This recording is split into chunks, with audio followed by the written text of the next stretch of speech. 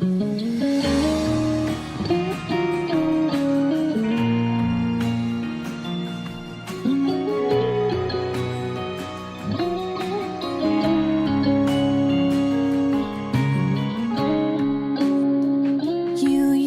បម្ដង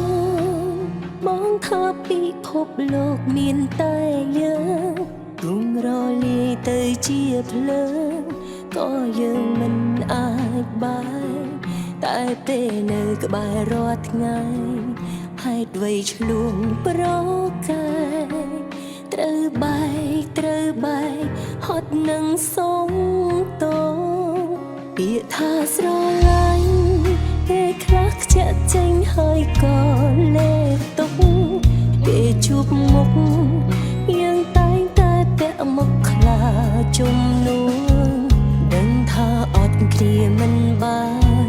តែមិនដេចចេញតែឆ្លួងស្នាមរបួងបេះដូងព្រោះខឹងលឿនពេលយូរជួបម្ដងមកតែប្រាប់ថាណាក់ដល់ពេលជួបញឹកផ្លឹកមិនសូវនិយាយឬបងគិតច្រើនខ្លួនឯងខ្លាចអូនមានថ្មីអារម្មណ៍នោះស្រីបងគ្មានថ្ងៃយល់ទេកាលនៅសងសាមិនដែរនិយាយពីធ្ងន់ជាប្តីប្រពន្ធខុសថ្លៃ80ដឺក្រេអូនមិនសូវស្ដីទើបបងគិតថាអូនប្រែតែចិត្តដែលស្នេហ៍នឹងមាន100ភាគរ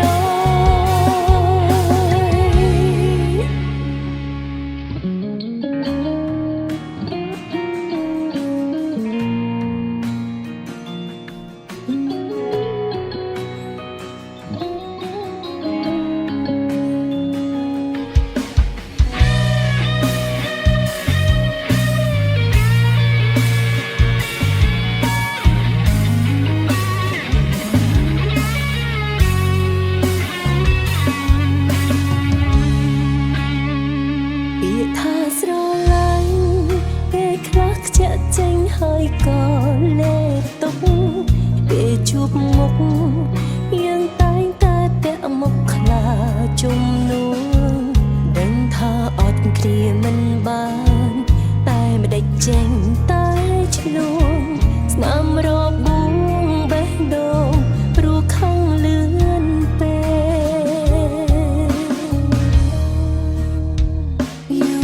ជួបម្ដង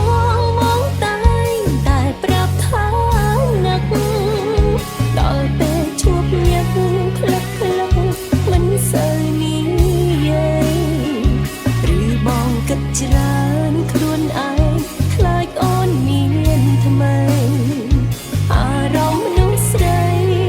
បងគ្មានថ្ងៃយល់ទេកាលនៅសងសាមិនដែរនិយាយពីធ្ងន់ជាប្តីប្រពន្ធខុសថ្លៃ80ដឺក្រេអូនមិនសូវស្ដីទើបបងគិតថាអូនប្រែតែចិត្តនៅស្នេហ៍នៅមាន100ភាគរ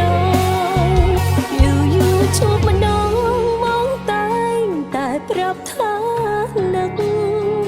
ដល់ពេលជួបញឹកផ្លឹកមិនសូវនិយាយឬបងគិតច្រើន